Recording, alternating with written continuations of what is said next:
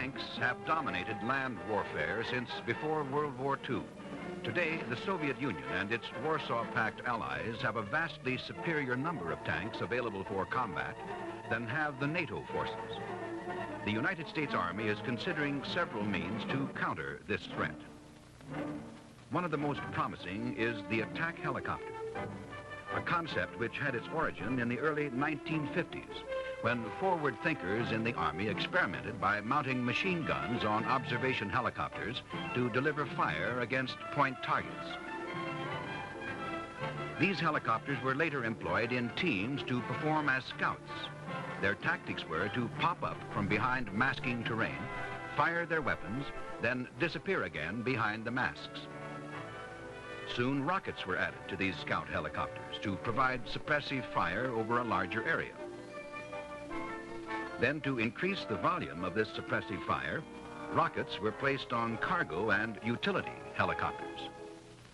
The range of these rockets enabled the helicopters to fire and then break off their attack to avoid overflying the target. In the late 50s, the Army mounted wire-guided anti-tank missiles on the helicopter and investigated their use against armor. Throughout this era, a continuing concern was the survivability of the helicopter. It still had to prove itself in combat.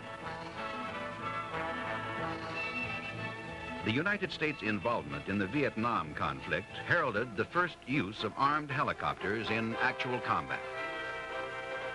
The newly developed UH-1A helicopter, called the Huey, armed with fixed-position machine guns, was selected to escort the troop-carrying helicopters. These gunships initially operated at low level, but the fixed position of their machine guns made it necessary to climb to altitude in order to fire effectively.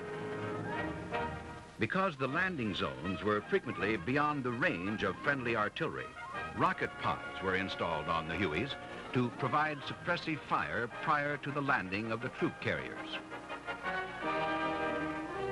The armed Hueys would orbit the landing zone continually while the troop carriers were landing and departing. This role rapidly expanded. Operating in teams, the helicopters began to provide supporting fires for ground forces. Improved rocket warheads and rapid-fire, flexibly mounted machine guns on later models of the Huey permitted the helicopter to deliver even more accurate fire while staying out of range of enemy ground fire. It soon became evident that the hours of darkness belonged to the enemy. So clusters of airplane landing lights were mounted on helicopters, enabling them to illuminate areas at night.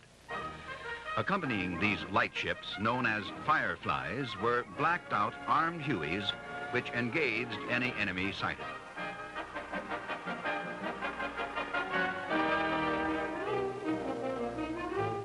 The success of these modified helicopters gave rise to the Army's requirement for a full-time attack helicopter. The state-of-the-art, however, could not yet provide what the Army wanted.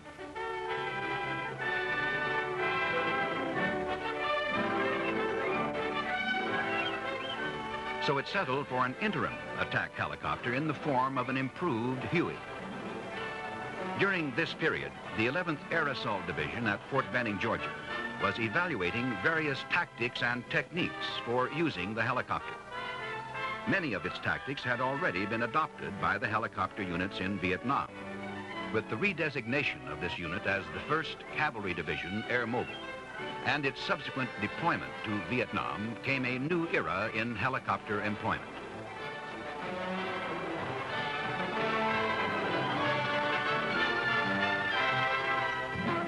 For the first time, large units were organized around the mobility and firepower of the helicopter. This division combined scout helicopters and gunships into teams.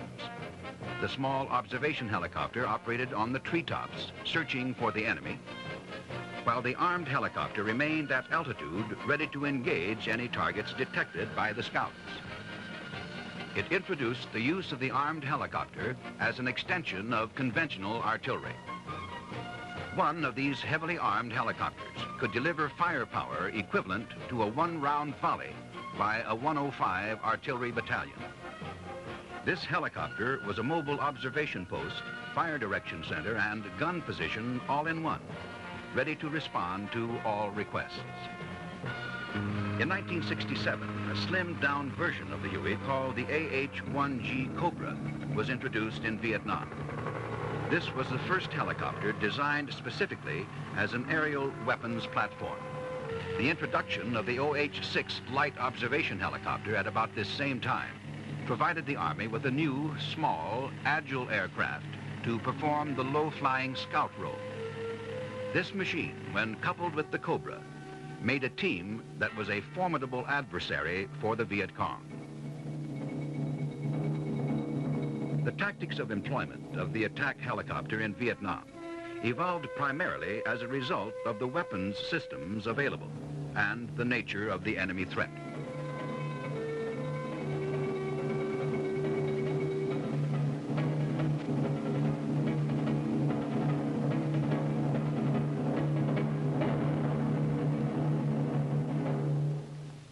In Vietnam, the Army learned that even an armed helicopter operating alone and with unvarying tactics was vulnerable to enemy ground fire. So they operated in teams for mutual support and varied their mode of operation.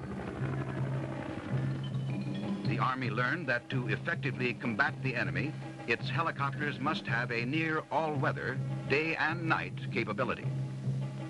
It learned the most effective employment of the helicopter in low-intensity combat was at an altitude of 1,200 feet, where it was least vulnerable to ground fire and its weapons were most effective. The less expensive, more agile light observation helicopter could effectively locate targets for the hard-hitting gunships.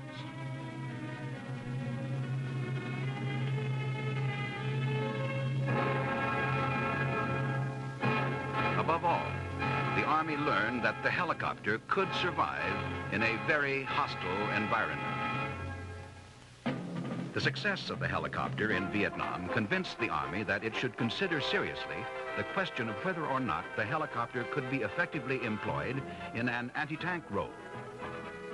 The Army began a systematic and exhaustive series of investigations into the use of helicopters against an armored threat in a mid-intensity conflict. Bits and pieces of information began to emerge.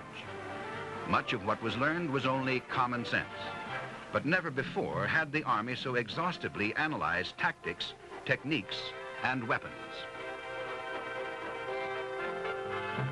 It found that helicopters could routinely evade enemy detection and engagement by flying at altitudes below 15 meters.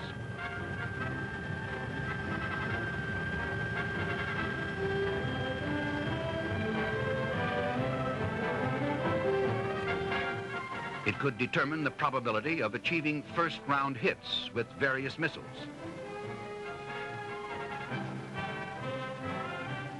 It discovered that engaging the enemy from the maximum range of the helicopter weapons reduced the attack helicopter effectiveness only slightly, but increased survivability nearly 5 times.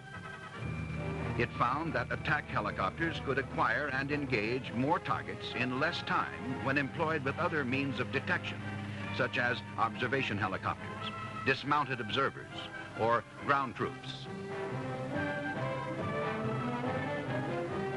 It found that adequate weather conditions would exist in Europe for the attack helicopter to accomplish its mission, an average of 343 days a year.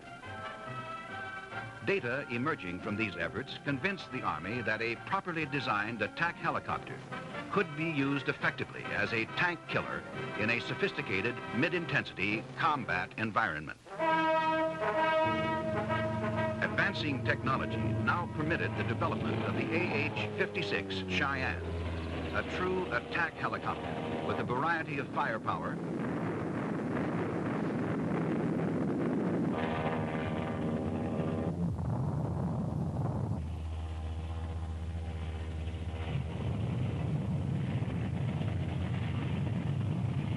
the speed to get where needed, when needed, and the agility to take full advantage of the terrain. Along with the development of a prototype attack helicopter, the Army set about to perfect the tactics that it would employ. It reviewed all of the previous studies, war games, and field experiments pertaining to the attack helicopter and came up with a more advanced set of tactics. First, using scout helicopters to enhance the survivability of the attack helicopter by providing target location, direction of attack, firing positions, and holding areas, thus reducing exposure of the attack helicopters.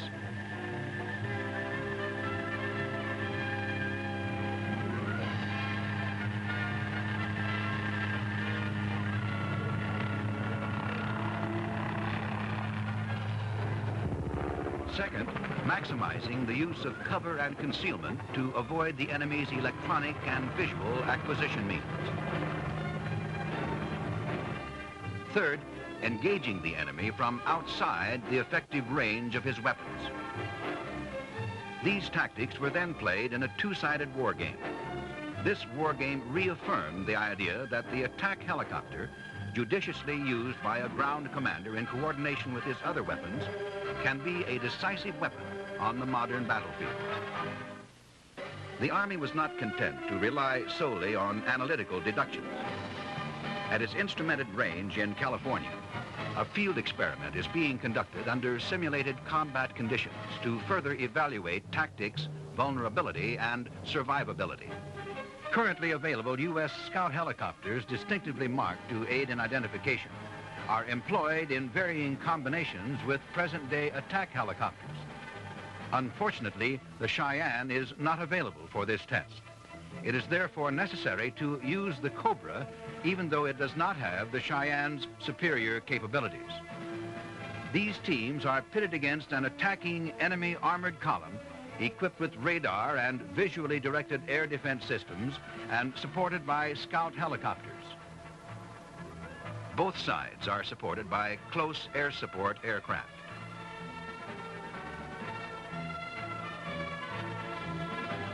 Actions of participants are recorded using event entry devices and time-synchronized tape recordings of radio transmissions. Mounted on the attack helicopters and the enemy anti-aircraft weapons are cameras which are activated when the weapons are fired. Although no live ammunition is fired, the film from these cameras assists in determining successful engagements.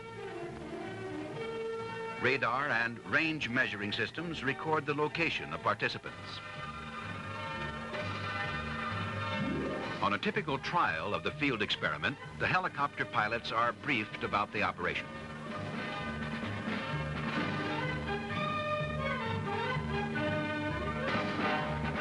At the same time, the enemy ground forces are being briefed on their area of operations. On this particular day, the combination of aircraft used is 1 scout and 2 attack helicopters.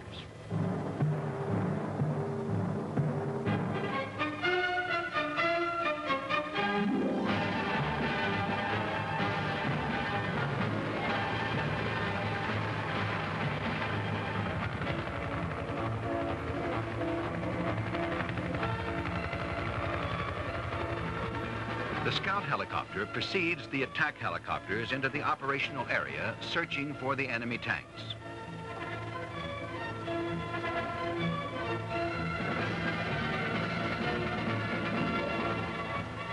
The scout pilot notes likely holding areas for the attack helicopters, which would mask them from the enemy's view.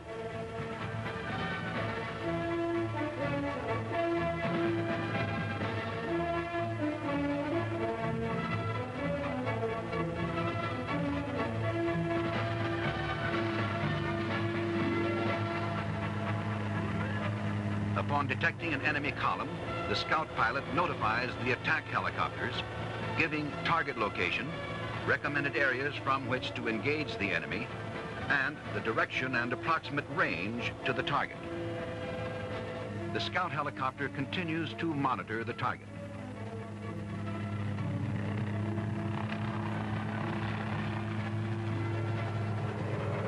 As the attack helicopters move forward. As the attack helicopters approach their attack positions, the scout helicopter moves to where it can observe for enemy aircraft, air defense weapons, and additional targets.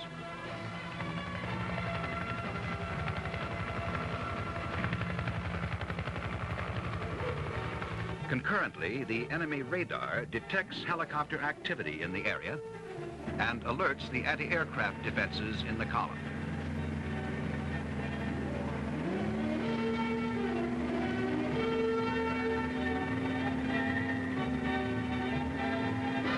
Meanwhile, the attack helicopters, using the range and direction provided by the scout, prepare to engage the enemy from behind masking terrain, rising only enough to see the target.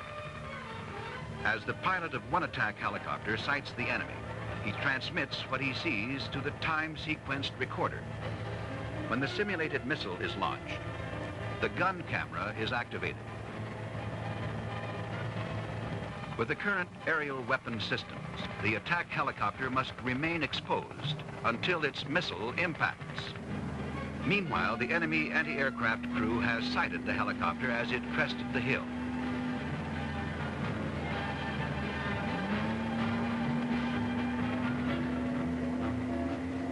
The gun camera photographs the helicopter and records the time of engagement.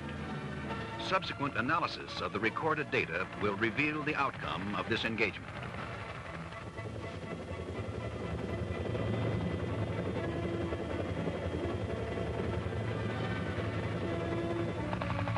Missions are repeated using different crews, tactics, terrain, and combinations of aircraft.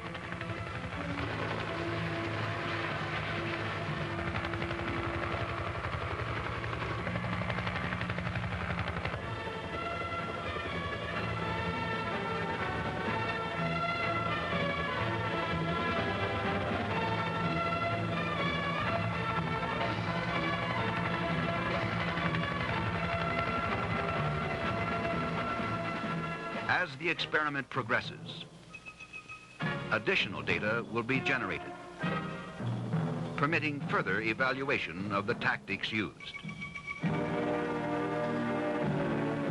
The final results of this experiment will be incorporated in later and larger field tests in the United States and Europe, evaluating the newest equipment and the latest ideas in Army units.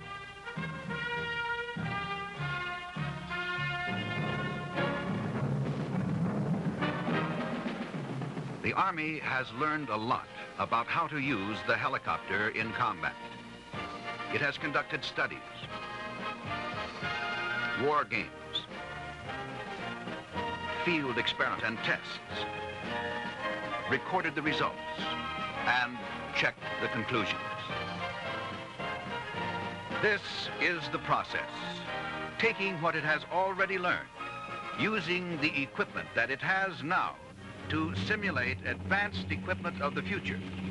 The Army develops the doctrine, tactics, and techniques necessary to counter the most sophisticated threat of a future enemy.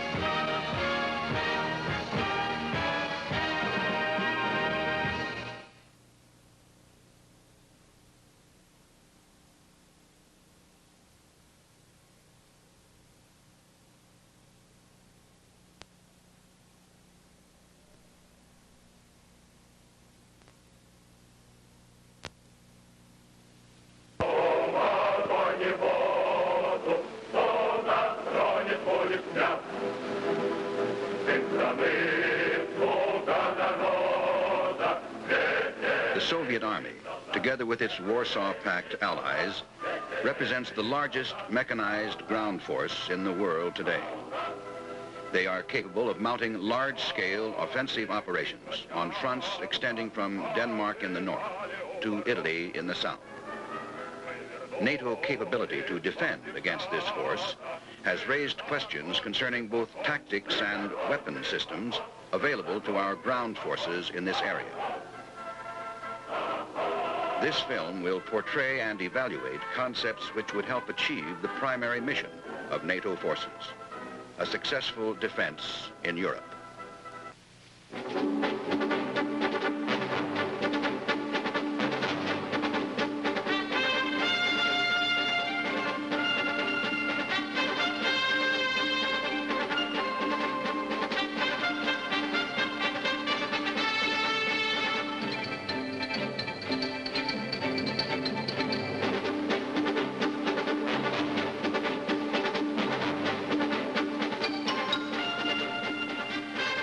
The Warsaw Pact nations are capable of employing heavily armored forces against the NATO alliance in Europe.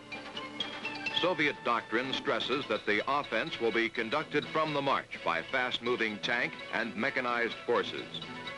These rapid, hard-hitting, round-the-clock attacks are coordinated with conventional rocket, air, and artillery fires. Small airborne and air-mobile forces may be employed in rear areas. It is estimated that the Warsaw Pact forces have over 20,000 tanks for operations against NATO forces. This represents an enemy tank superiority ratio of about 3-to-1. Their integrated weapons system includes medium and light artillery, medium tanks, air defense weapons, rockets, mortars, and small arms.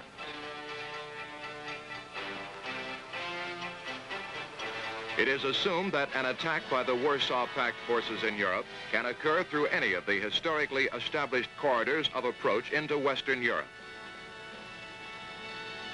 These areas are watched closely by the Central Army Group, called CENTAG.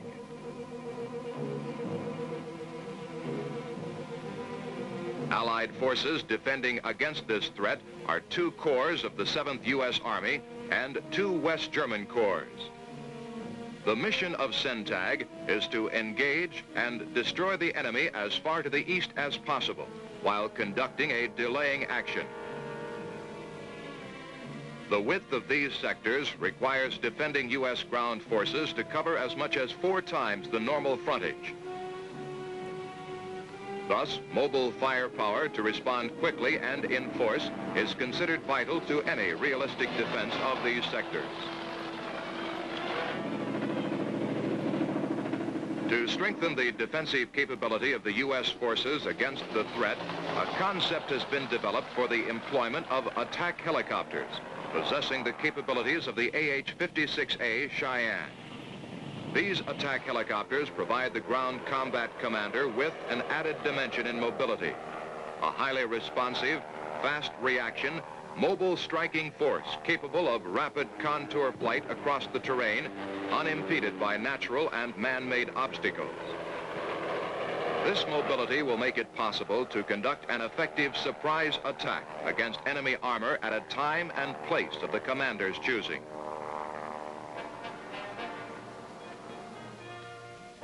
Under this concept, attack helicopter units will be organic to a conceptual mechanized infantry division.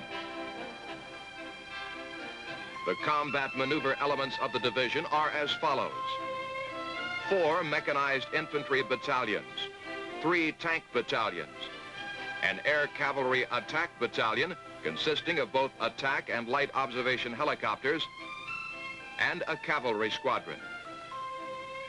Divisional artillery provides fire support from 155mm and 8-inch self-propelled howitzers. A Chaparral Vulcan self-propelled artillery battalion provides division air defense. The Air Cavalry Attack Battalion consists of 3 Air Cavalry Attack Companies and 1 headquarters and headquarters company. Each company has 3 attack platoons and 1 scout platoon. The conceptual battalion has a mix of 45 attack helicopters and 30 light observation helicopters. The attack helicopters are assigned on the basis of 15 per company and 5 per platoon. The light observation helicopters are assigned on the basis of 10 per company. This mix is tentative and will be examined in greater detail in future experiments and studies. In order to understand the tactics employed by attack helicopters in the following simulation, it is first necessary to realize the full capabilities of the AH-56A Cheyenne.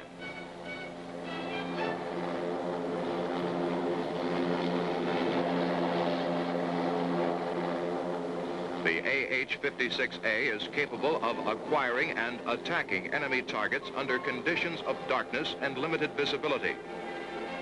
It is equipped with an inertial guidance and navigational system, plus surveillance, target acquisition, and night observation equipment. It is responsive to data acquired by ground-based sensors and other intelligence and acquisition sources. This attack helicopter can execute 120-degree turns left or right from the line of fire after firing a tow missile, or hover just above the crest of the hill while the gunner guides the missile to the target.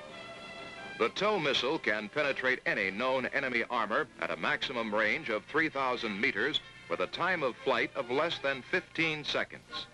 Time of flight for a range of 2,000 meters is less than 8 seconds. The 30-millimeter cannon is capable of defeating lightly armored vehicles, including armored personnel carriers, with an effective range of 3,000 meters. This provides compatibility with the maximum range of the tow missile. The doctrine, tactics, and techniques for the employment of these attack helicopters are applied in the following simulated combat situations. The situations are covering force, main defensive, and counterattack actions. All tactical concepts portrayed in this film were confirmed by a computer-assisted war game using AH-56A attack helicopters. However, for the purpose of the film simulation, AH-1G Cobra attack helicopters are being used to represent the AH-56A Cheyenne. The situation is, aggressor forces are initiating a major offensive along the West German border. Their immediate objective is to destroy the integrity of U.S. forces in the Fulda Gap area and prevent reinforcement. This could permit the Warsaw Pact forces to hold key areas while negotiating political issues or continue the offense. Under conditions of reduced visibility, the leading element of the aggressor army is approaching the border. The Allied force deployed in the Fulda Gap is a U.S. Army Mechanized Infantry Division with an organic attack helicopter battalion. Initially, tactical air will have the primary mission of interdiction and gaining air superiority. Between 2030 and 2400 hours in late summer, the U.S. Mechanized Infantry Division deploys into field positions in response to a general alert order. A covering force is positioned well forward of the main body of the division. It consists of an armored cavalry squadron, self-propelled field artillery battalion, an engineer company, and a chaparral Vulcan battery under the command of an assistant division commander. Its job is to cover the major avenues of approach, give early warning, and conduct delaying actions. A, B, and C troops of the armored cavalry squadron are deployed across the division front. D troop, the air cavalry troop, provides aerial reconnaissance by employing air cavalry teams, each composed of 2 OH-6 light observation helicopters and 1 attack helicopter. 1 air cavalry team performs reconnaissance and security missions in each cavalry troop sector, thus extending the capability of the ground unit. The division commander places the air cavalry attack battalion under the operational control of the covering force commander, who directs that the battalion deploy forward, positioning 1 company in vicinity of each cavalry troop. At 0300 hours, a report is received from Corps surveillance aircraft that the aggressor tank columns are moving toward the West German border. By 0530 hours, the enemy columns are crossing the border along the entire division sector of responsibility. In order to illustrate the employment of the attack helicopter, The battle action will now focus on sea troop. The Air Cavalry Attack Company is in its forward assembly position, called a logger area, approximately 17 kilometers to the rear of sea troop, but well forward of the main defensive positions. CH-47 Chinook helicopters pre-position supplies at forward areas for use in refueling and rearming the helicopters. At 0600 hours, an air cavalry team continues to reconnoiter the forward area. The attack helicopter provides immediate fire protection to the scouts. The team sights an enemy tank column estimated to be at least battalion size.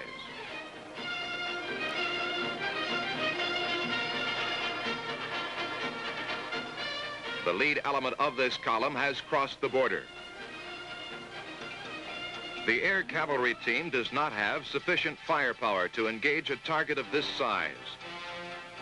So it maintains a surveillance standoff range of about 2,000 meters, avoiding detection by flying nap of the earth. The air cavalry team reports the target with a recommendation to engage the enemy with attack helicopters. As a result, the Air Cavalry Attack Company is alerted for the attack. The commander of the Air Cavalry Attack Company briefs his operations officer. The platoon leaders are rapidly assembled for a mission briefing. Once the battle starts, all platoon leader briefings will be conducted over the radio. The scout platoon immediately proceeds to the target area.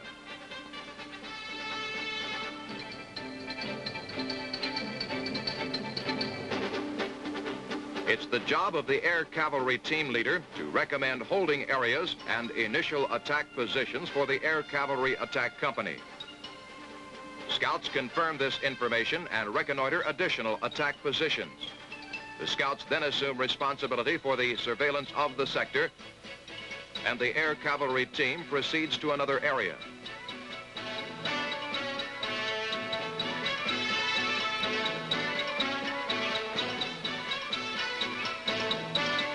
Once the attack team start the attack, the scouts maneuver to positions where they can maintain surveillance of the battlefield.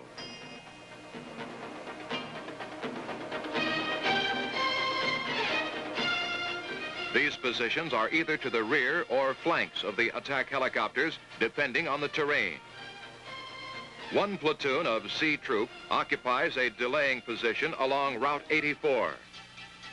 As the enemy column comes into range of ground fires, the ground cavalry platoon leader gives the command to commence firing pre-planned artillery fires and his organic anti-tank weapons.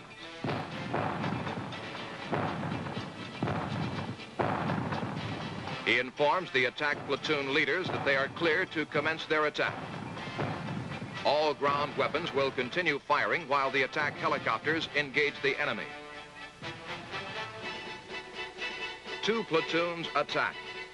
One platoon, comprised of two light fire teams, attacks the head of the column from the flank and the front on a converging axis. The second platoon, comprised of one light fire team and one heavy fire team, attacks the center and rear of the column. These attacks are timed in such rapid succession as to seem simultaneous. One fire team crests the tree line of a hill and launches its TOW missiles on the column head from the flank. The second fire team crests another hill at the head of the enemy column and launches its missiles. This provides shock effect and confuses the enemy. The attack helicopter, by remaining at or below treetop level, is extremely difficult for the enemy to acquire either visually or by radar.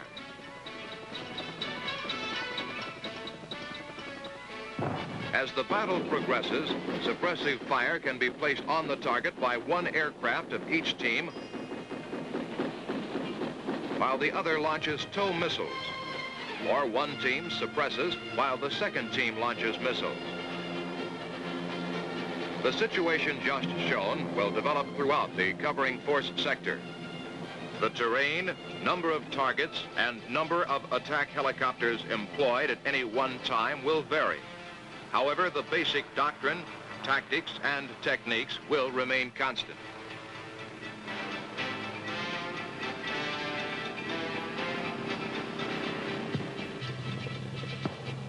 When the enemy forces deploy and return heavy anti-aircraft fire, the attack helicopters disengage.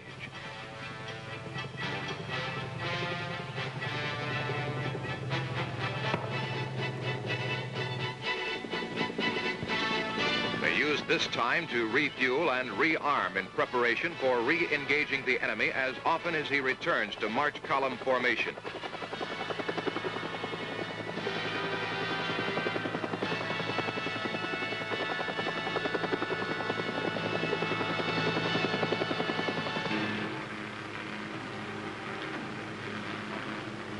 Results of the covering phase of the war game revealed that the initial attack by the AH-56A Cheyennes resulted in 164 enemy tanks and 21 armored personnel carriers destroyed. This was accomplished at a cost of 19 Cheyennes and 6 scouts. Thus, the covering force zone, normally considered to be a delaying zone, in effect became a killing zone. 2 enemy divisions were rendered ineffective, causing a delay of 14 hours. Normal delay expected without attack helicopters is about 4 hours. The most significant fact to emerge in this phase of the action was the early decision to reinforce the covering force with the entire Air Cavalry Attack Battalion. No other current weapon system would have allowed the commander to destroy the enemy at this range, while retaining a capability to participate fully in the main defensive battle.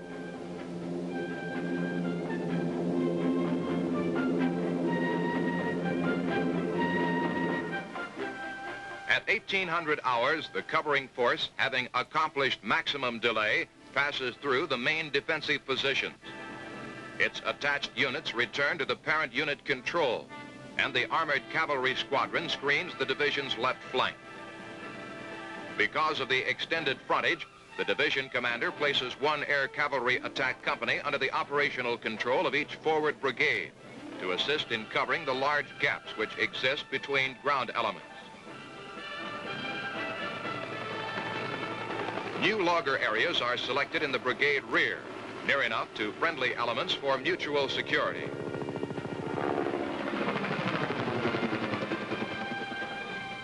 All available natural and artificial camouflage is used. The scout teams receive instructions while refueling and proceed to assigned sectors.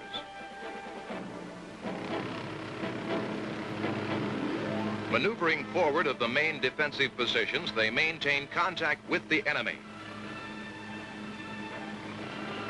and report that the forward elements of the aggressor forces are just east of the forward battalions.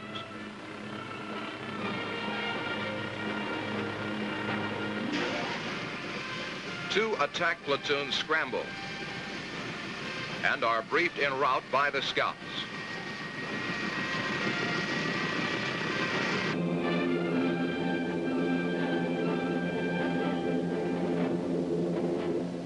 Based on this information, the platoon leaders plan their attack. The battalion commander requests suppressive artillery fires on the enemy columns. Other ground forces also take the enemy under fire. The attack helicopters maneuver to engage the enemy. Since the pilot's attention is concentrated on maneuvering for attack, acquiring and striking targets, the scouts provide a degree of security.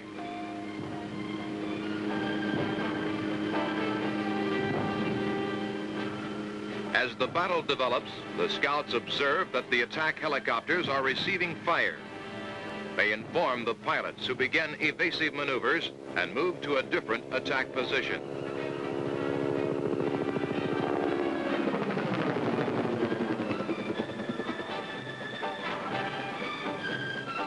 Using standoff tactics, one aircraft engages the air defense weapon while the lead aircraft launches its TOW missile at the tank.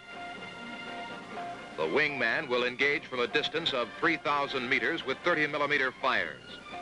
As the lead aircraft maneuvers into position to engage the tank from a range of at least 2,000 meters.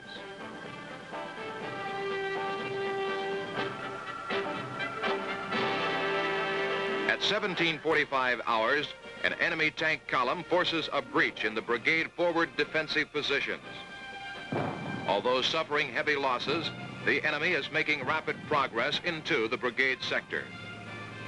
The company commander recommends that the 3rd attack platoon be committed at this time. The brigade commander concurs and directs all available suppressive fires on the enemy. Immediately after receipt of the order, the platoon is airborne. The platoon leader makes his initial attack with the platoon online to ensure maximum surprise. With the commitment of the 3rd Platoon of the Air Cavalry Attack Company, the main defensive phase ends. During this phase, the attack helicopters provided the ground commander with the capability to respond quickly to the numerous small penetrations along the extended frontage. War game evaluation of this phase resulted in the destruction of 72 enemy tanks and 7 armored personnel carriers at a cost of 6 AH-56A Cheyennes. The mobility, firepower, and responsiveness of the attack helicopters was the key to the main defensive action. Operational control of helicopter teams by battalion commanders resulted in highly effective coordination between ground companies and platoons. The brigade commander was able to switch the attack helicopter teams quickly to the most critical points of the action. However, this should not be considered as an on-call weapon system. Rather, it is a system which maneuvers, acquires the target using information from all other sources, and then destroys that target.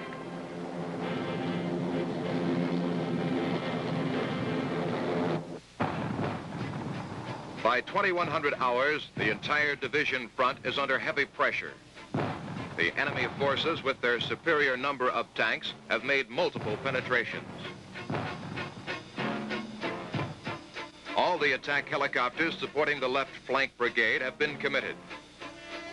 The ground forces, reinforced by these attack helicopters, are successful in holding the shoulders of the penetration, but it is estimated that 2 enemy battalions are now located within the penetration. Reduced visibility at night requires the attack helicopters to increase altitude and reduce speed. The darkness affords them concealment from visually controlled fires. However, electronic countermeasures must be used against enemy radar-controlled weapon systems. Night vision devices used in the AH-56A Cheyenne give it a near all-weather capability. Its firepower equates to the tank, yet its mobility far exceeds any ground system. In effect, the AH-56A Cheyenne provides the ground commander with a highly responsive weapon system available 24 hours a day. The brigade commander estimates that he can contain the enemy for approximately 1 hour.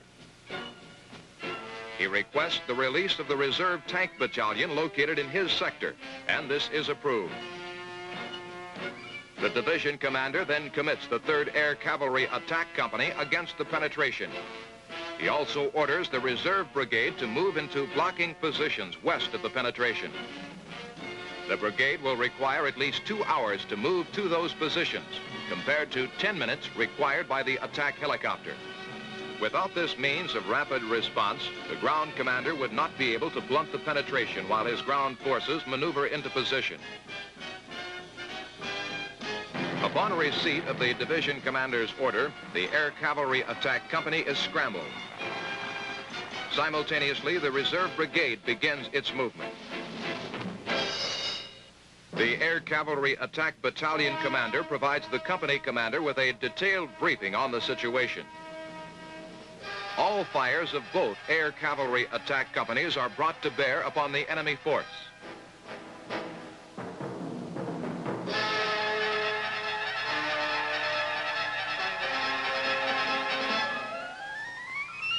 The ground unit commander controls all fires as he has done in the previous situations. The attack helicopters alternate their return to the rearming and refueling area. This enables the maximum number of attack helicopters to be available at any given time.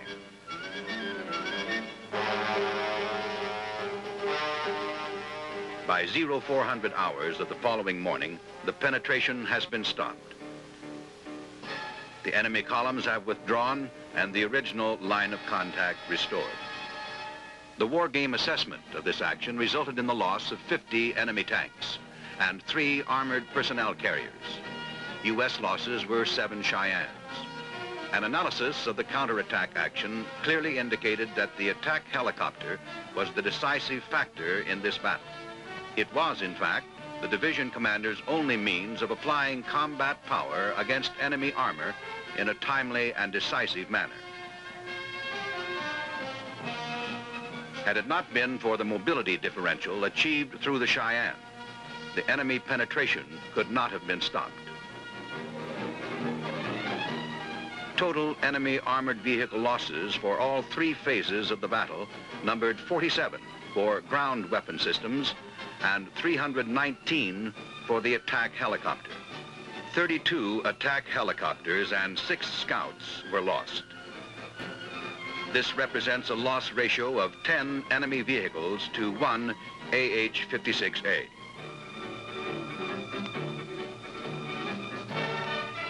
In conclusion, the attack helicopter, when employed in conjunction with the main battle tank and other supporting weapon systems, provides the ground commander with a highly lethal, day and night, anti-armor capability. The attack helicopter will permit the Army to exploit new and exciting operational concepts for success on future battlefields.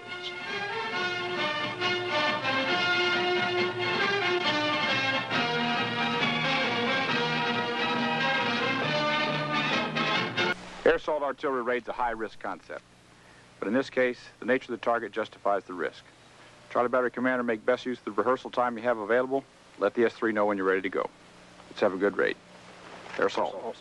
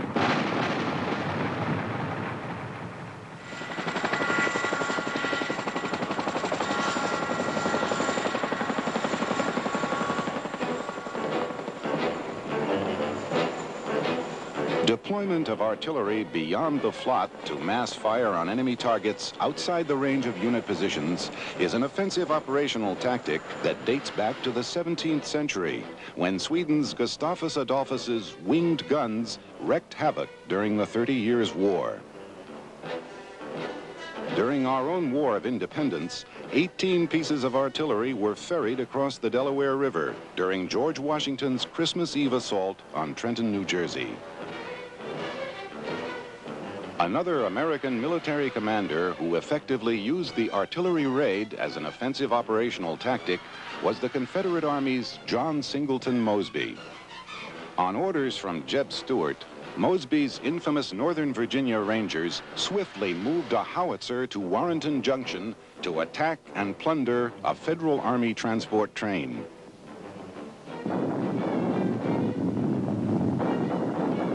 Almost 100 years later, during World War II, Russian gunners employed a tactic called the artillery offensive. This would involve moving guns into enemy territories to conduct massed fire missions.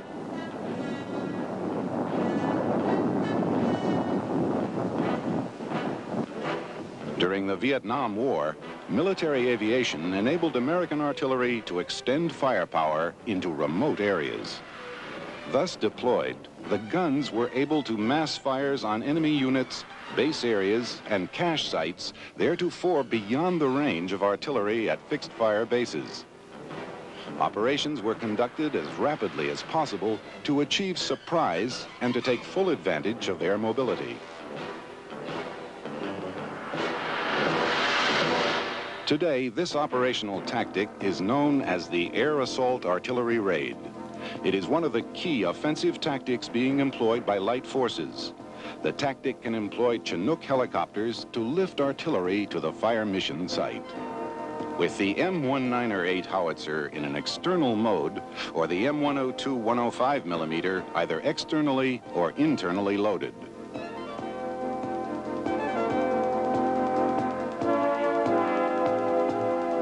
The raid can also employ Black Hawk helicopters with the M102.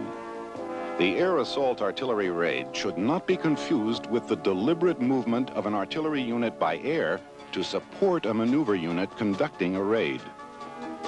The artillery is deployed for a specific attack mission.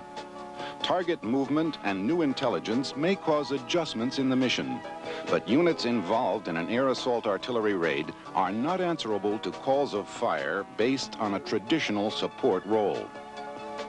Because of the extreme risk associated with the air assault artillery raid, the executing unit should be given reasonable warning of the mission so that it can conduct the essential planning, coordination, and, if possible, mission rehearsals. It is an operational tactic that should be put to use only after all other offensive alternatives have been considered.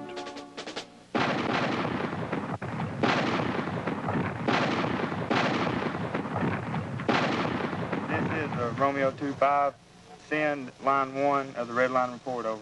During a state of war, the decision to conduct an air assault artillery raid is usually made at the division level. Romeo 325, 678. Division level decision makers are responsible for identifying targets, detailing the target defeat criteria, and determining the time and duration of the attack. Morning, sir. Morning, Lynn. How are you? Good. Been up at division and they gave me these.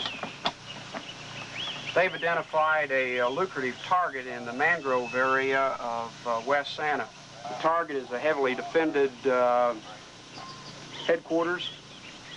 It's well beyond artillery range and is suitable for an air assault artillery raid. How many aircraft have been allocated for the raid?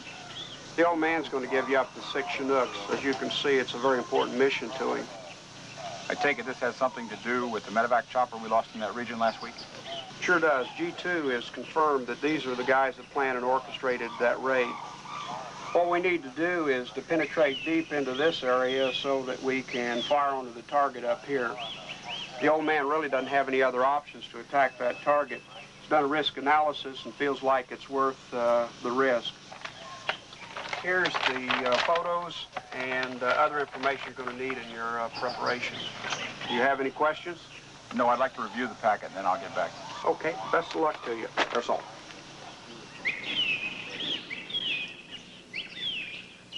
Party commander's coming in this morning. We need to have the colonel here. Boss Eagle, sir. Air assault. Give me the S2, the S3, and the Charlie Battery Commander. We got a raid to do. Give this packet to the S3 when he comes in. Air assault, sir. Air assault.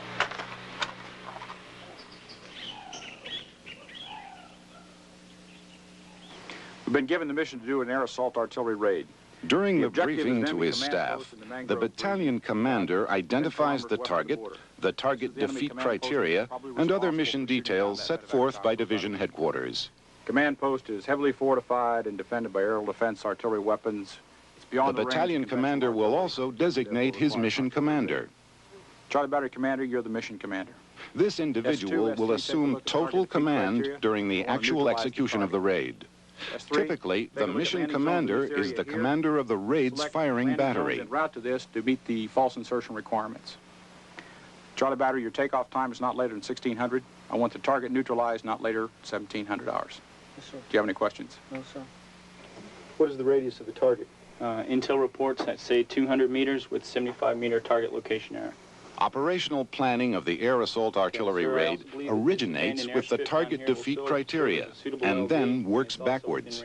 The raid operations officer will use the graphic munitions effects table to calculate the rounds needed. 5mm tubes, firing 1.8 HE rounds, 1.8 ICM rounds, and 6 WP for a total load of 7 rounds per tube.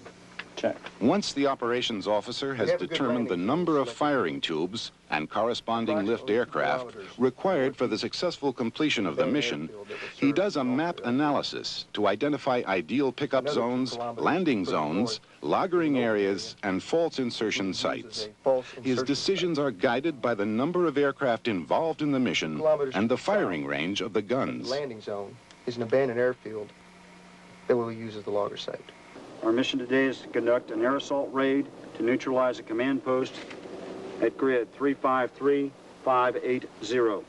The Battalion S3 will conduct the air mission brief. The brief includes the mission overview, artillery and aviation assets to be used, target and threat identification and analysis, staging, pickup, and departure times. 1530. The advance party will lift off at 1600. The main body at 1605. The S3 will point out the pickup zone, flight route, false insertion sites, landing zones, both primary and alternate, and lagering areas. The logger site will be at grid Delta Romeo 343627. It's this abandoned airfield. Codes. The abort code. The S3 will provide radio frequencies, call signs, and code words for the raid. Hot LZ. Key box. Our drop dead time is. He will also designate the Air Mission Commander. Command and He control. will be in charge of all aviation assets for the raid. The Air Mission Commander is Lieutenant Resnick. Challenge and password in effect for today is Cadet Diet. The time now in 10 seconds will be 1423 local. Are there any questions? The battalion commander issues his final orders at this time. Is there any additional comments? Air assault artillery raid's a high-risk concept. But in this case, the nature of the target justifies the risk. Charlie Battery Commander, make best use of the rehearsal time you have available. Let the S3 know when you're ready to go. Let's have a good raid. Air assault. All right, Charlie Battery, we've got an air assault mission. This represents our landing zone at grid Delta Romeo 410. Following the air mission briefing, the mission commander returns to his battery to brief key personnel involved in any phase of the ground activity. This would include the battery XO, chief of firing battery, gunnery sergeant, section chiefs, and FDC chief. Mills. FDC, I want you to compute data before we leave for 3 rounds of ICM, 3 rounds of HE, 1 round of WP. Maximum charge. During the mission commander's briefing, he will ensure that every leader on the ground understands his responsibilities, understands how the mission is to be conducted, and the purpose of the mission. Simplicity is the key. 40 seconds. After they've been laid, the mission commander will often use a sand table to illustrate the terrain at the landing zone, the howitzer configurations, and how the ground personnel will conduct the mission once they leave the helicopters. As soon as the main body has been extracted, the trail party will close in the perimeter, and again, the trail party birds will land approximately this location, and those aircraft will take off directly behind the main body. Load time will be 15:30. While the mission commander briefs his ground forces, the air mission commander will brief his aviation assets. In this case, the crews of 6 Chinooks, 2 Black Hawk helicopters, and 2 Cobras. Formation will be echelon right. The LZ will be located at Delta Romeo 410508. Once again, primary frequency is Flight formation to and from the LZ are explained in detail, as well as the landing formations, landing direction, and lead aircraft designations. will be 300 degrees. The logger site will be at Delta Romeo 395, 385. Okay, Lieutenant Vish, you'll be flight lead for first flight. Mr. Taylor, you'll be flight lead for second flight.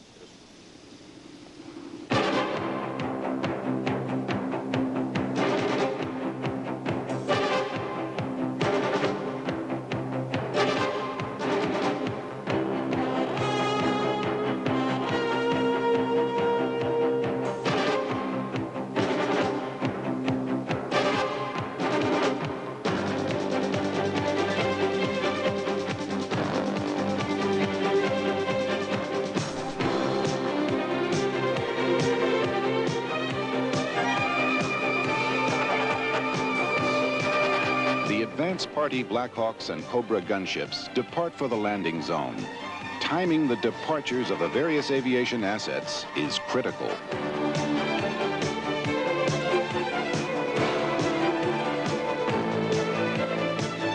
A false insertion is conducted en route.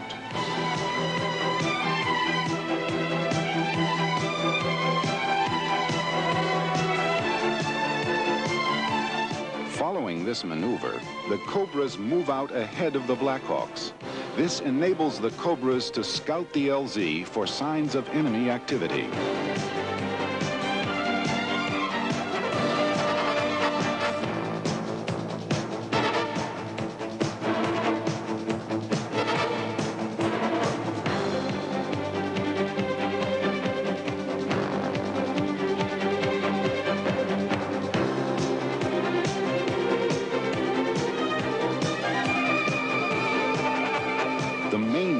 Prepares for liftoff approximately 5 minutes after the advance party has left. Speed and stealth en route to mission insertion will help to achieve the essential element of surprise.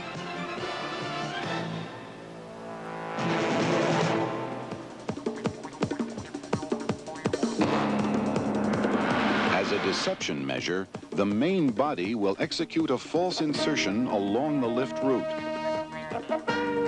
Another method of deception is a false insertion at an intermediate LZ with the howitzers externally slung.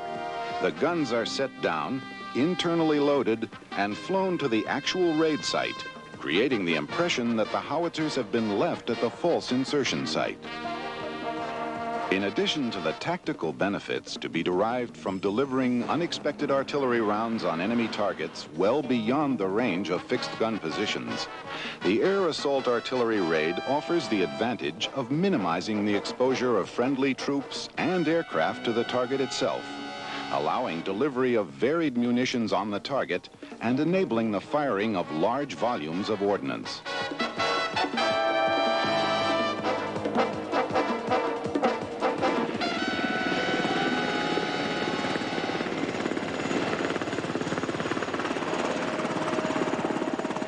Blackhawks bearing the mission commander and his advance party remain at the landing zone only long enough to deliver their passengers. After unloading, they fly to the nearby loggering area and await the mission commander's coded signal for an extraction.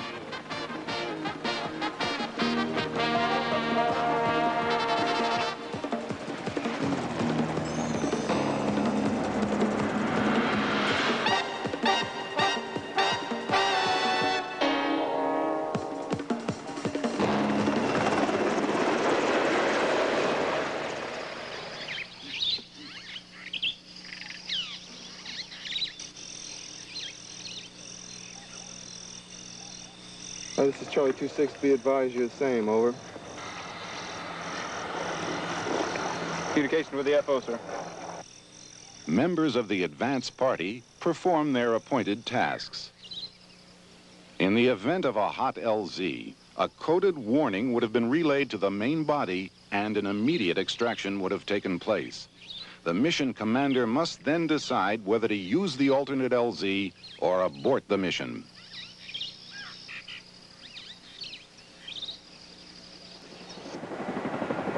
5 minutes have elapsed since the advance party has landed. Now, the main body approaches.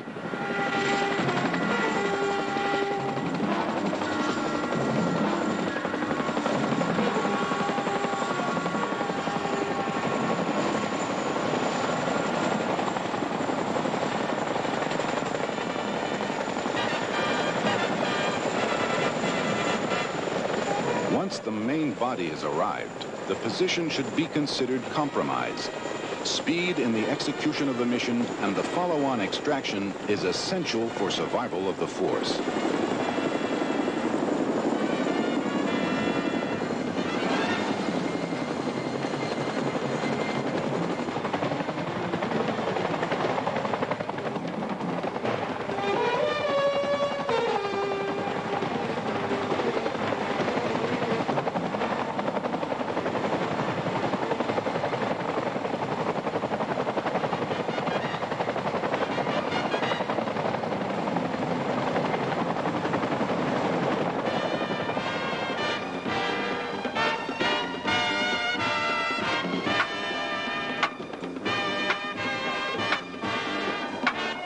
Number 4, adjust, aim point assessment. Number 4, aiming point identified. Number 4, deflection, 5-4, 9-5. Number 4, deflection, 5-4, 9-5. 5-4, 9-5, 1 mil. 4, 1 mil, ready for recheck. Number 4, deflection, 5-4, 9-5, split.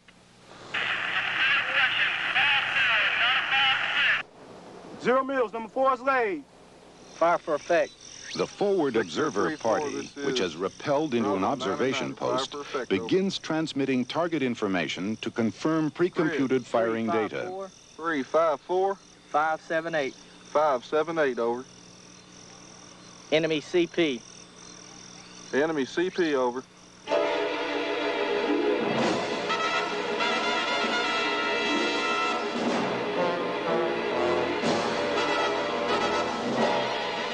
Roger, 587. We revving our tape? Ready. The raised hand is a signal that the howitzer is prepared to conduct a fire mission.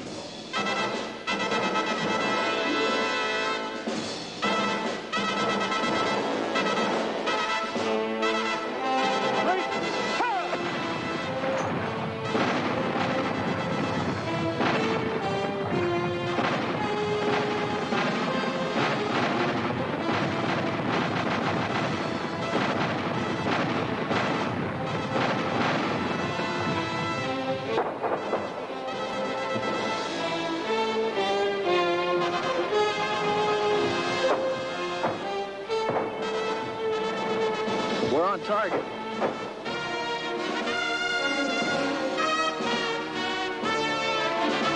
Golf 19er. This is Victor 50. We have a Mad Dog, over. This is Golf 19er. Mad Dog, out. Aircraft inbound.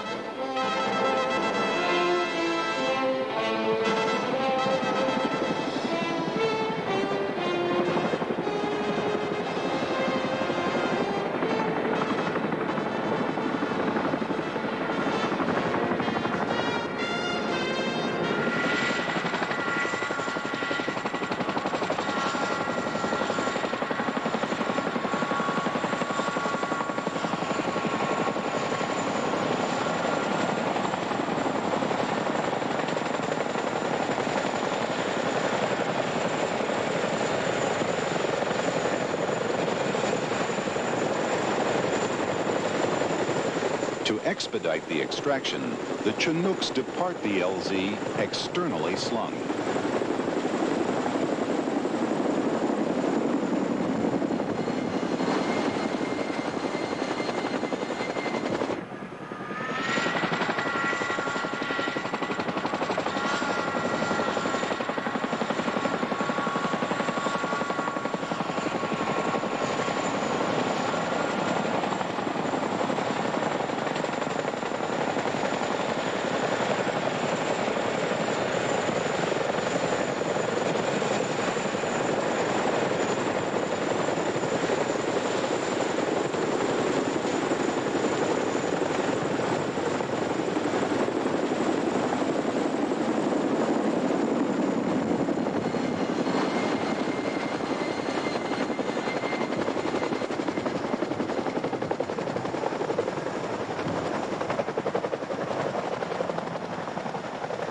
The mission commander makes a final check of the LZ to make certain that it is clean. He is duty-bound to remain in the area until all of his ground forces are accounted for.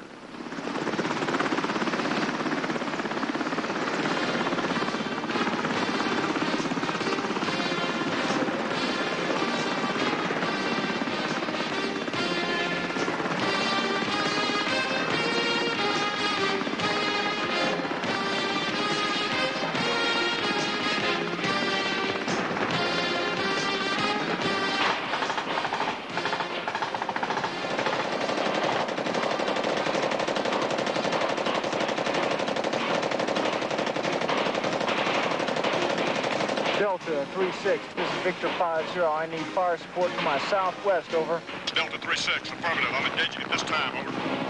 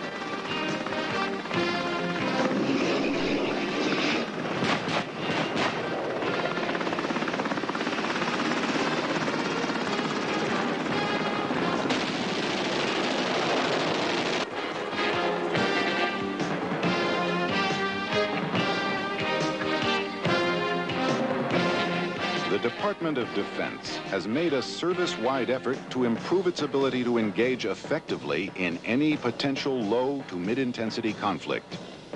These improvements have affected equipment, manpower, tactics, and training.